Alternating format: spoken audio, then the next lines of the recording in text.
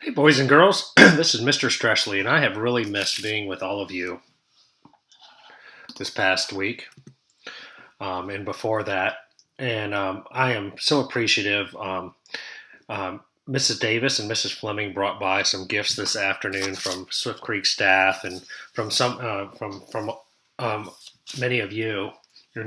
Mrs. S and I are so very thankful. Here you see a picture. That's Mrs. S, and you know who that is. And this right here is our little Ian, okay, our little baby Ian. And he was born about a week and a half ago, okay, on December 9th. And here's a picture of him. This is when he was only 2 or 3 days old, getting a little kangaroo care with Mrs. S. And he's already starting to grow some hair. It looks like it might be a little on the blonde side.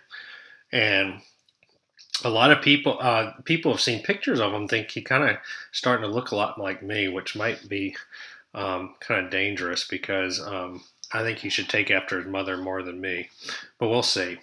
I wanted to film this video to read a special story to you since the holidays are coming up. This is probably my favorite holiday book, and it's called How the Grinch Stole Christmas, and I'm a big fan of Dr. Seuss, and I like to read it to you. And I truly miss being with you, but I am planning on being back with you after the new year when you come back from holiday break. I'll be in the hallway with smiles to greet you. So let me read this. This is How the Grinch Stole Christmas, and the author is Dr. Seuss, and he's also the illustrator. He does the pictures. Every Who down in Whoville liked Christmas a lot, but the Grinch who lived just north of Whoville did not. The Grinch hated Christmas, the whole Christmas season. Now, please don't ask why. No one quite knows the reasons. It could be that his head wasn't screwed on just right. Could be, perhaps, that his shoes were just too tight. But I think that the most likely reason of all is that his heart was 2 sizes too small.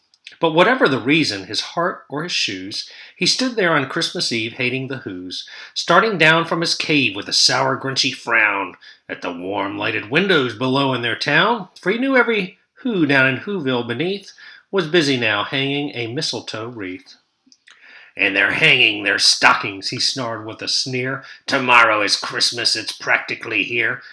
Then he growled with his Grinch fingers nervously drumming. I must find some way to stop Christmas from coming, for tomorrow, he knew, all the Who girls and boys would wake bright and early. They'd rush with their toys. And then, oh, the noise, noise, noise. That's the one thing he hated, the noise, noise, noise, noise. Then the Whos, young and old, would sit down to a feast, and they'd feast, and they'd feast, and they'd feast, feast, feast, feast. They would feast on Who pudding and rare Who roast beast, which was something the Grinch couldn't stand in the least. And then they'd do something he liked least of all. Every Who down in Whoville, the tall and the small, would stand close together with Christmas bells ringing. They'd stand hand in hand, and the Whos would start singing. And they'd sing, and they'd sing, and they'd sing, sing, sing, sing. And the more the Grinch thought of this Who Christmas sing, the more the Grinch thought, I must stop this whole thing. Why, for 53 years I've put up with it now. I must stop this Christmas from coming. But how? And then you get an idea, an awful idea. The Grinch got a wonderful, awful idea. I know just what to do. The Grinch laughed in his throat, and he made a quick Santa Claus hat and a coat, and he chuckled and clucked, what a great Grinchy trick! With this hat and this coat, I look just like Saint Nick. All I need is a reindeer. The Grinch looked around, but since reindeer are scarce, there was none to be found. Did that stop the old Grinch? No, the Grinch simply said, if I can't find a reindeer, I'll make one instead. So he called his dog Max, then he took some red thread, and he tied a big horn on the top of his head. Then he loaded some bags and some old empty sacks on a ramshackle sleigh, and he hitched up old Max. Then the Grinch said, Gee up! And the sleigh started down towards the homes where the Whos lay a snooze in their town. All their windows were dark, quiet snow filled the air. All the Whos were all dreaming sweet dreams without care. When he came to the first little house on the square, this is stop number 1, the old Grinchy Claus hissed, and he climbed to the roof, empty bags in his fist. Then he slid down the chimney, a rather tight pinch, but if Santa could do it, then so could the Grinch. He got stuck only once for a moment or two, then he stuck his head out of the fireplace flue, with a little whose stockings all hung in a row. "These stockings," he grins, "are the first things to go." Then he slithered and slunk with a smile most unpleasant around the whole room, and he took every present: pop guns and bicycles, roller skates, drums, checkerboards, tricycles, popcorns, and plums. And he stuffed them in bags. Then the Grinch very nimbly stuffed all the bags, one by one, up the chimbley. Then he slunk to the icebox. He took the Who's feast. He took the Who pudding. He took the roast beast. He cleaned out the icebox as quick as a flash. Why, that Grinch even took their last can of Who hash. And he stuffed all the food up the chimney with glee. And now, Grinch, grinned the Grinch, I will stuff up the tree. And the Grinch grabbed the tree and he started to shove, when he heard a small little sound like the coo of a dove. He turned around fast and he saw a small Who, little Cindy Lou who was not more than 2. The Grinch had been caught by this tiny Who daughter, who got out of bed for a cup of cold water. She stared at the Grinch and said, "Santa Claus, why? Why are you taking our Christmas tree? Why?" But you know that old Grinch was so smart and so slick, he thought up a lie and he thought it up quick. "Why, my sweet little tot," the fake Santa Claus lied, "there's a light on this tree that won't light up on one side, so I'm taking it to my workshop, my dear. I'll fix it up there, then I'll bring it back here." And his fib fooled the child. Then he patted her head, and he got her a drink and sent her to bed, and when Cindy Lou Who went to bed with her cup, he went to the chimney and stuffed the tree up.